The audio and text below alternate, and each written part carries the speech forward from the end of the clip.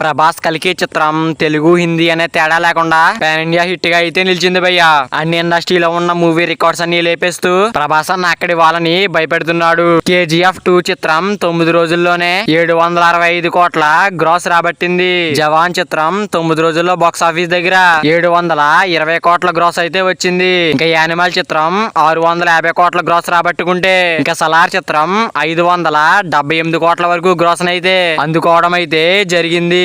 మరి ఇప్పుడు విడుదలైన ప్రభాస్ అన్న కలికి సినిమా 9 రోజుల్లోనే ఆ మార్క్ ని దాటేయడమే కాకుండా 778 కోట్ల వరకు గ్రాస్ అయితే అందుకుంటూ సత్తా చాటారు. అఫీషియల్ గా టీం మాత్రం 800 కోట్ల వరకు గ్రాస్ అయితే వచ్చిందని పోస్టర్ కూడా రిలీజ్ చేసింది. ప్రభాస్ అన్న కలికి చిత్రం డేట్ అనకు వచ్చేసరికి సెకండ్ వీకెండ్ జోర్ అయితే మామూలుగా కనిపించడం లేదు. ఇంకా తెలుగులో ఆక్యుపెన్సీ 2D కి గాను 59% అయితే మెయింటైన్ కాగా ఇంకా 3D కి గాను 60+ ఆక్యుపెన్సీ కనిపిస్తుంది. హిందీలో 2D ఆక్యుపెన్సీ 42% వరకు ఉండగా 3D లో 55% వరకు మెయింటైన్ అయింది. ఇది సాలిడ్ ఆక్యుపెన్సీ అని చెప్పడంలో సందేశమే లేదు. డే 10 బాక్స్ ఆఫీస్ వద్ద డే 9 కంటే ఎక్కువ వసూలు అయితే వచ్చాయి. గంటలోనే 40,000 టికెట్స్ అయితే బుక్ మై షోలో అమ్ముడిపోతున్నాయి. ఇది మామూలు జోరుగా కనిపించడం లేదు.